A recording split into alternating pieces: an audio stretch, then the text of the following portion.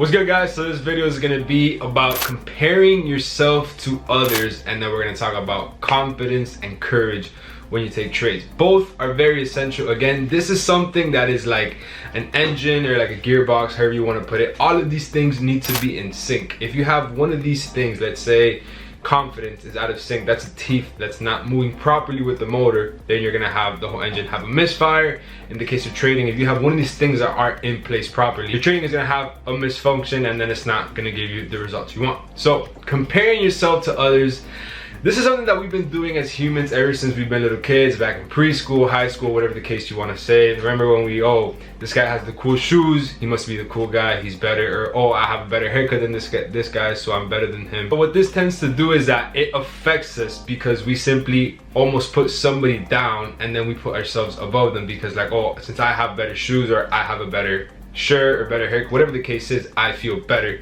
or I have a better car, that means I'm better than he is. You really don't know that person's situation. There's a lot of people out there that are extremely wealthy. You see all those Instagram posts of Warren Buffett that he still drives his Cadillac, or Mark, the guy that owns Facebook, wearing a plain t-shirt. The guy's a multi-billionaire. So that need to compare yourself to others isn't the best thing to fear yourself. It's just put your ego down and then just focus on yourself. We are all on our own path. There's no need to see another person. Yes, you can use them as an example and as motivation, but don't use it as a stepping stool to put them down so that you put yourself up. So I remember one of the main things that killed my motivation, it was when I was comparing myself to like these other experienced traders at the beginning. And I remember having my first big day. At the time it was a $500 day, and I was super excited about it. I was super stoked. I showed my family. They didn't really care, but it is what it is.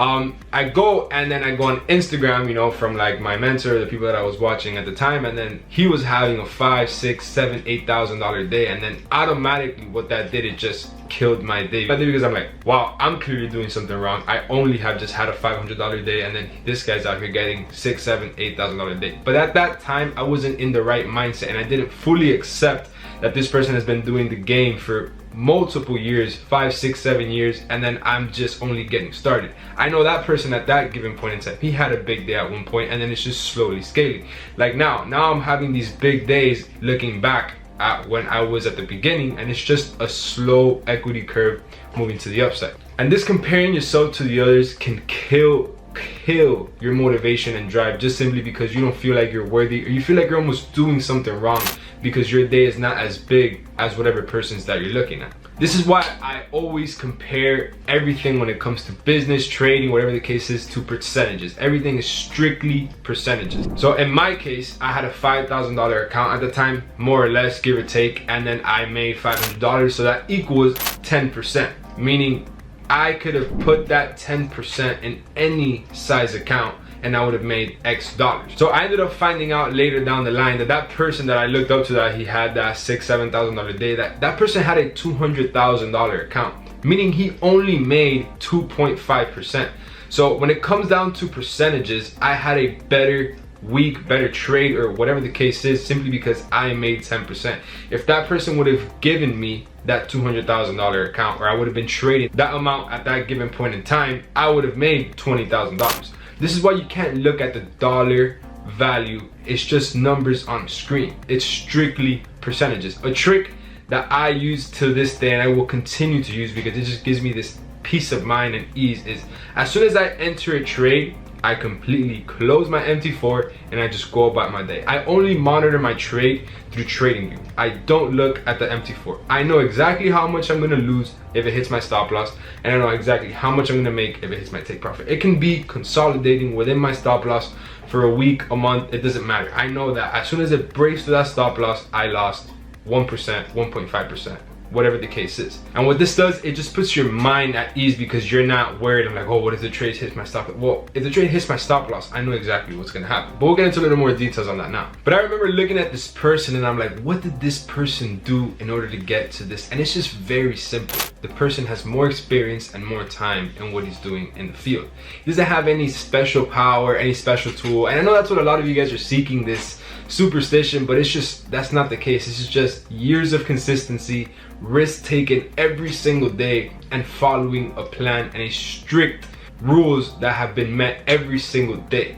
this is the result of all of that paying off. So when comparing yourself to others, know that we're no different. We all have the same access to the same tools. It just takes years of consistency, following a strict guidelines and rules, taking risk every single day, putting up your hard-earned money for potential reward, and it's pulling up every single day without looking back. All right, so what we need to do is we need to begin focusing on what we're good at and not magnifying on what we're not good at. I get many questions and people that tell me, oh Alex, I'm a great scalper and I want to move into swing trading. What do I do? I'm like, well, if you have, you know, somewhat mastered or gotten all of that data and all of that experience with scalping, don't fix something that's not broken. Don't go out and try to think that the more you do equals the more you're gonna get. That is completely false and completely wrong in this business. In this business, it's less is more.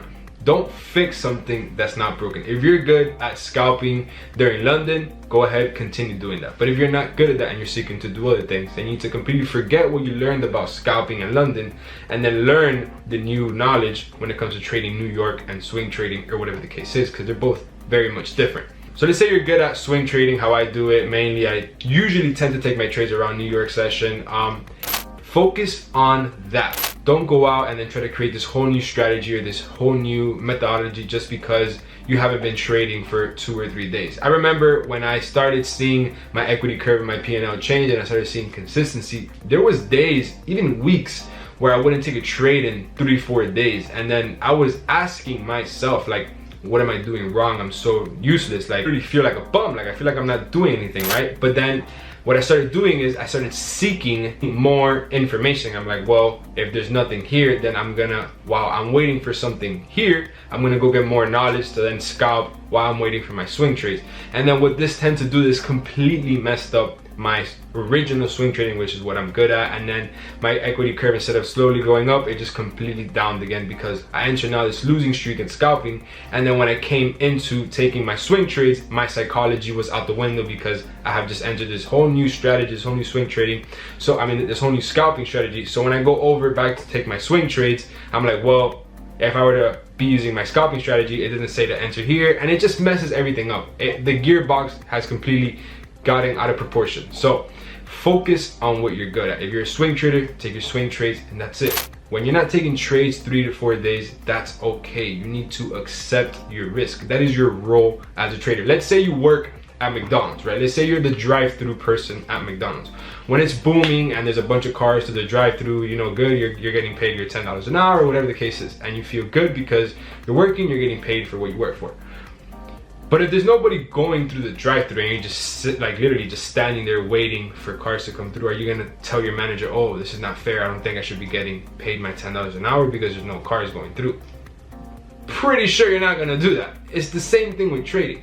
If you're not taking trades in those 3 to 4 days, that's fine. You just need to simply wait for those probability setups to come. That is the whole point of trading, to get that financial freedom. Isn't that what we're not out here for? Well, that's when it hit me. So that's when I realized, I'm like, well, I think this is it. I think this is the financial freedom, the consistency that everybody seeks. I think I got it. You know, nobody's gonna come and nobody's gonna give you an award like, oh, now you're consistent and now you're profitable. That's not how it is. It kind of just almost comes through the back door. Like they say that opportunity comes in disguise. Well, that was something that definitely hit me super random. I didn't really expect it to be like that, but that's when I started realizing and accepting that trading isn't something that needs to be forced every single day. I went off on a little tangent there. We're gonna go back now to comparing yourself to others. I remember when I found the type of trader that I wanted to be and the type of trading style that I wanted to do, I completely removed all of the other followers from all different sources of social media that I was seeing on Twitter, Facebook, Instagram, YouTube, whatever the case is. I wanted to be like X trader. I went ahead, I only stuck to one person and listened to one person. I removed everybody that did no good to me, whether it was family, friends, neighbors, whatever the case is, because I just strictly wanted to focus on my craft and the person at a time that I figured that would get me to where I wanted to be. So what this does is that it eliminates all distractions and it strictly only focuses on where you want to be, like who you want to be and where you want to go. And by doing this, I remember removing all of my family, all of my friends from social media.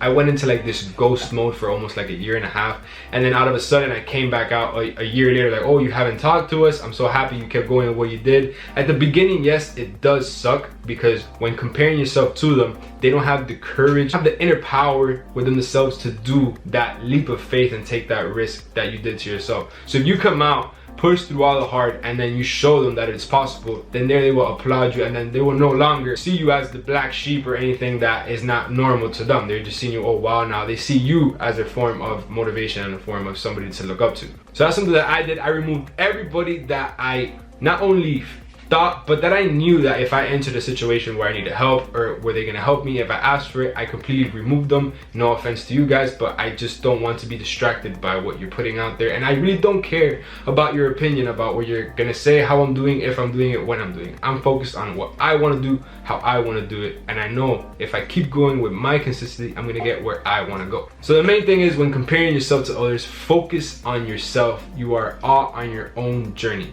Don't get distracted or sidetracked because somebody on the other lane is going 100 miles per hour in a Lamborghini. Well, that person has probably been coming 100 miles per hour from way back there, and they probably got in the Lamborghini way before you probably even got a car. So it's something that, just to put into perspective, you need to focus on your own journey. Don't compare yourself to others, and it's strictly percentage numbers. Don't focus on the dollar amount. So now we're going to talk about confidence and courage. This is something that it's very much needed because it comes to tie with emotions. I'm going to explain to you now a little more into detail what I mean by that.